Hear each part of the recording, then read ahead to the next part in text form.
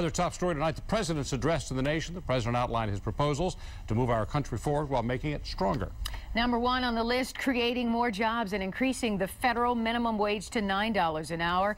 He talked about the Fix It First program that would call for urgent repairs to roads, bridges, and railways, and withdrawing troops from Afghanistan.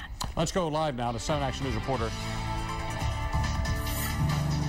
Cheryl Choden, who watched the president's speech with a local family with a son serving in Afghanistan. Cheryl? Well, that's right, Stephen. The family that lives here, their daughter's married to a military man. They knew it. She knew it when she married him. He is on his third deployment. He is in Afghanistan. No one realized quite how difficult it would be. So news tonight that the troops will be coming home, well, you can imagine it's good news. Our brave men and women in uniform are coming home. Don and Pat Little have a vested interest in the president's plan to pull troops out of Afghanistan. Their son-in-law, Major James Gallagher, is in Afghanistan. But now their daughter's husband, the dad of their 2 granddaughters, could be one of the 34,000 military men and women coming home within a year. Obviously, we're thrilled that James and many other the fine gentlemen and women will be able to come home. I think there's going to be an awful lot of happy wives and or husbands and obviously happy kids that their dads and moms are going to be coming home. Another 34,000 American troops will come home from Afghanistan. This drawdown will continue. Their daughter and son-in-law's home base is near Tacoma, Washington. We talked to daughter Carrie on the phone tonight after the president made his announcement. And my girls were in the room when President Obama started speaking, and they heard something about troops coming home, and my oldest, Kaylee, started jumping up and down on the couch going, yay, yay, because to her that means Daddy's coming home.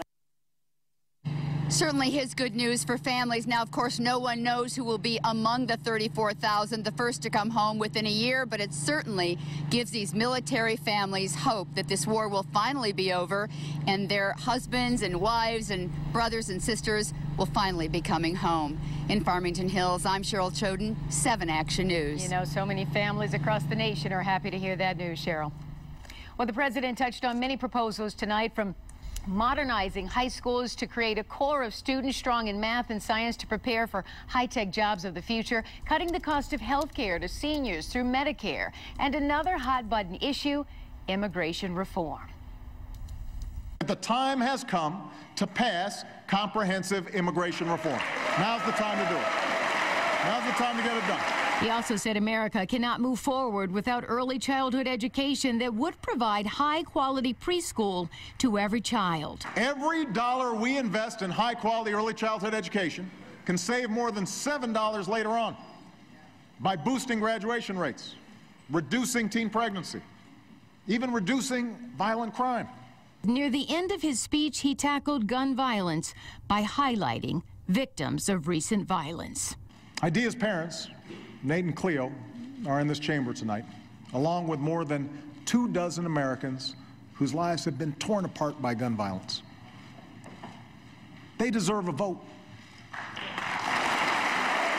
The families of Newtown deserve a vote.